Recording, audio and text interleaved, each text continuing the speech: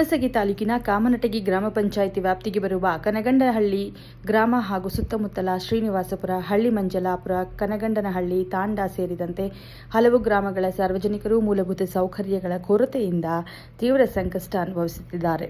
ಕನಗಂಡಹಳ್ಳಿ ಗ್ರಾಮಕ್ಕೆ ಸರಿಯಾದ ಬಸ್ ವ್ಯವಸ್ಥೆ ಇಲ್ಲದೇ ಇರುವುದರಿಂದ ಶಾಲಾ ಕಾಲೇಜು ವಿದ್ಯಾರ್ಥಿಗಳು, ವೃದ್ಧರು, ಮಹಿಳೆಯರು ಹಾಗೂ ಸಾರ್ವಜನಿಕರು ಪ್ರತಿದಿನ ಸುಮಾರು 5 ರಿಂದ 6 ಕಿಲೋಮೀಟರ್ಗಳಷ್ಟು ದೂರ ನಡೆದುಕೊಂಡು ಹೋಗುವ ದುಸ್ಥಿತಿ ಎದುರಿಸುತ್ತಿದ್ದಾರೆ.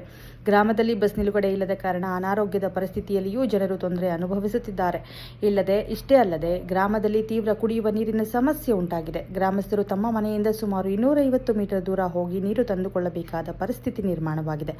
ಮಹಿಳೆಯರು ಹಾಗೂ ವೃದ್ಧರು ಪ್ರತಿದಿನ ನೀರಿಗಾಗಿ ಹರಸಾಹಸ ಪಡುತ್ತಿದ್ದಾರೆ. ಜಲ ಜೀವನ್ ಮಿಷನ್ ಯೋಜನೆಯಡಿ ಕೈಗೊಂಡಿರುವ ಕಾಮಗಾರಿಗಳು ಕೂಡ ಕಳಪೆ ಮಟ್ಟದಲ್ಲಿ ನಡೆದಿವೆ ಎಂಬ ಆರೋಪಗಳು ಕೇಳಿಬಂದಿದ್ದು, ಸಮರ್ಪಕ ಪೈಪ್ಲೈನ್ ಹಾಗೂ ನೀರು ಸರಬರಾಜು ವ್ಯವಸ್ಥೆ ಇಲ್ಲದ ಕಾರಣ ಯೋಜನೆಯ ಉದ್ದೇಶವೇ ವಿಫಲವಾಗಿದೆ ಎಂದು ಗ್ರಾಮಸ್ಥರು ಆರೋಪಿಸಿದ್ದಾರೆ. ಆದ್ದರಿಂದ ಮಾನ್ಯರು ತಾವು ಸಂಬಂಧಪಟ್ಟ ಅಧಿಕಾರಿಗಳ ಮೂಲಕ ಸ್ಥಳ ಪರಿಶೀಲನೆ ನಡೆಸಿ ಜಲ ಜೀವನ್ ಮಿಷನ್ ಕಾಮಗಾರಿಗಳ ಗುಣಮಟ್ಟದ ಕುರಿತು ಸಮಗ್ರ ತನಿಖೆ ಕೈಗೊಳ್ಳಬೇಕು. ಜೊತೆಗೆ ಕನಗಂಡಹಳ್ಳಿ, ತಾಂಡಾ, ಶ್ರೀನಿವಾಸಪುರ ಹಾಗೂ ಹಳ್ಳಿ ಮಂಜಲಾಪುರ ಗ್ರಾಮಗಳಿಗೆ ಸಮರ್ಪಕ ಕುಡಿಯುವ ನೀರಿನ ವ್ಯವಸ್ಥೆ ಮತ್ತು ನಿಯಮಿತ ಬಸ್ ಸೌಲಭ್ಯವನ್ನು ತುರ್ತಾಗಿ ಕಲ್ಪಿಸಿಕೊಡಬೇಕಾಗಿ ವಿನಂತಿಸಿಕೊಳ್ಳುತ್ತೇವೆ. ಈ ಸಂದರ್ಭದಲ್ಲಿ ಸಚಿನಕುಮಾರ ನಾಯಕ, ಸಾಮಾಜಿಕ ಕಾರ್ಯಕರ್ತರು, ಅಧ್ಯಕ್ಷರು, ಕರ್ನಾಟಕ ರಕ್ಷಣಾ ವೇದಿಕೆ, ಸ್ವಾಭಿಮಾನಿ ಬಣ, ಸುರಪುರ ಇತರರು ಇದ್ದರು. ವರದಿ ಯಾದಗಿರಿ ಜಿಲ್ಲಾ ಹನುಮಂತದೊರೆ. ಕರ್ನಾಟಕ ರಸ್ತೆ ಸಾರಿಗೆ ನಿಗಮದ ಜಿಲ್ಲಾಧಿಕಾರಿಗಳು ನಾನು ಇದರ ಮೂಲಕ ಮನವಿಯನ್ನು ಮಾಡ್ತಾ ಇದ್ದೇನೆ. ದಯವಿಟ್ಟು ಆದಷ್ಟು ಬೇಗನೆ ಈ ಒಂದು ಕನಗಂಡನಹಳ್ಳಿ ಗ್ರಾಮಕ್ಕೆ ವಿದ್ಯಾರ್ಥಿಗಳಿಗಾಗಿ ಹಾಗೂ ಸಾರ್ವಜನಿಕರಿಗೆ ಅನುಕೂಲಕ್ಕಾಗಿ ಕಾರ್ಯಾಚರಣೆ ಮಾಡಬೇಕು. ನಂತರ ಮಾನ್ಯ ಜಿಲ್ಲಾಧಿಕಾರಿಗಳಾಗಿರ್ಬೋದು, ಮಾನ್ಯ ಜಿಲ್ಲಾ ಪಂಚಾಯತ್ ಕಾರ್ಯನಿರ್ವಾಹಕ ಅಧಿಕಾರಿಗಳಾಗಿರ್ಬೋದು, ಇಲ್ಲಿ ಇದು ಒಂದೇ ಕುಡಿಯುವ ನೀರಿನ ಪರಿಸ್ಥಿತಿ ಇದೆ. ಹೀಗಾಗಿ ಇಷ್ಟೆಲ್ಲ ನೂರಾರು ಜನರು ಕೂಡ ನಿತ್ಯ ನೀರನ್ನು ತಗೊಳ್ಳಲು ಈ ಒಂದು ಪ್ರದೇಶಕ್ಕೆ ಬರ್ತಾರೆ. ದಯವಿಟ್ಟು ಜೆಜೆಎಂ ಕಾಮಗಾರಿ ಆಗಿದೆ ಅಂತ ಮಾನ್ಯ ಸಂಬಂಧಪಟ್ಟ ಅಧಿಕಾರಿಗಳು ಹೇಳ್ತಾರೆ. ಆದರೆ ಜೆಜೆಎಂ ಕಾಮಗಾರಿ ಕಳಪೆ ಮಟ್ಟದಾಗಿದೆ ಅಂತಂದು ಗ್ರಾಮಸ್ಥರ ಆರೋಪ ಆಗಿದೆ. ದಯವಿಟ್ಟು ಅಧಿಕಾರಿಗಳು ತಕ್ಷಣವೇ ಈ ಗ್ರಾಮಕ್ಕೆ ಬಂದು ಪರಿಶೀಲಿಸಿ ಅವರ ಮೇಲೆ ಸೂಕ್ತ ಕಾನೂನು ಕ್ರಮ ಕೈಗೊಳ್ಳದೆ ಹೋದರೆ ಮುಂದಿನ ದಿನಮಾನಗಳಲ್ಲಿ ಸಂಬಂಧಪಟ್ಟ ಅಧಿಕಾರಿಗಳ ವಿರುದ್ಧ ನಾವು ಸ್ಥಳೀಯರೊಂದಿಗೆ ಸೇರಿಕೊಂಡು ಉಗ್ರವಾದ ಹೋರಾಟ ಹಮ್ಮಿಕೊಳ್ಳೋದು ಅನಿವಾರ್ಯ ಆಗುತ್ತದೆ. ಈ ವಿನಂತಿಯನ್ನ ಮಾಡ್ತಾ ಇದ್ದೇನೆ. ಯಾಕೆ ಕಲೆಕ್ಷನ್ ಕೊಡಬಾರ್ದು ಗ್ರಾಮಸ್ಥರಿಗೆ? ಈಗ ಏನು ಬೋರಿಂಗ್ ಇದೆಯಲ್ಲ ಸರ್, ಇದರ್ಲಿಂದನೇ ಪೈಪ್ ಲೈನ್ ಯಾವುದಿಲ್ಲ ಸರ್? ಪ್ರಭು ಹಾಂ ಸರ್.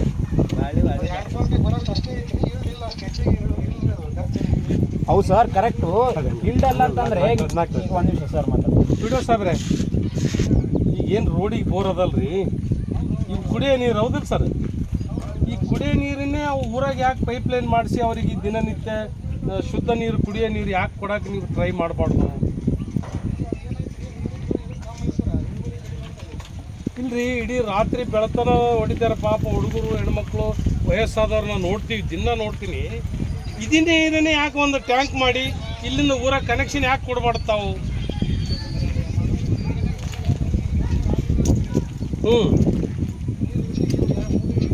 ಇಲ್ಲಿ ನಮ್ಮ ಗಮನಕ್ಕೆ ಏನು ಬಂತು, ಅಲ್ಲಿ ಪಂಚಾಯಿತಿ ಬಾವಿಗೆ ಕನೆಕ್ಷನ್ ಕೊಟ್ಟಿರಿ,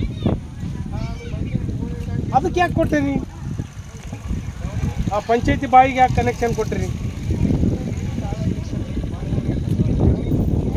ಸರ?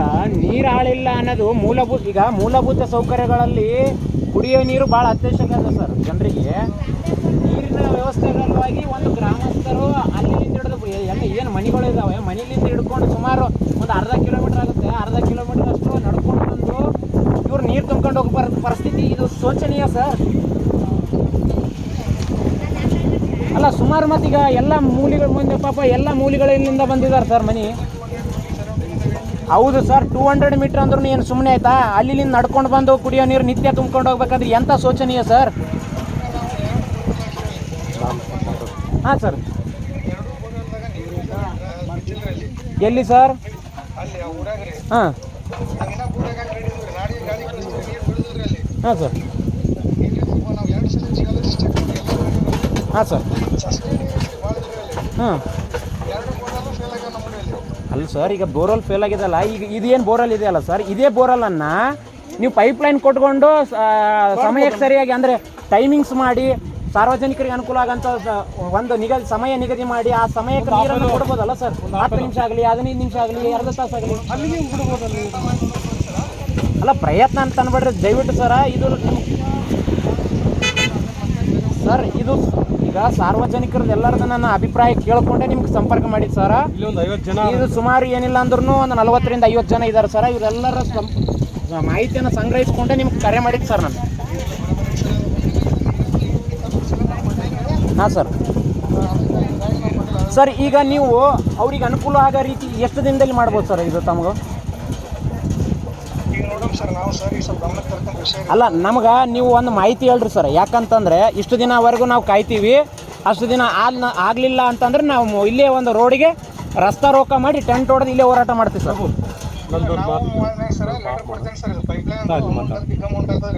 ಹಾಂ ಸರ್, ಹಾಂ ರೀ,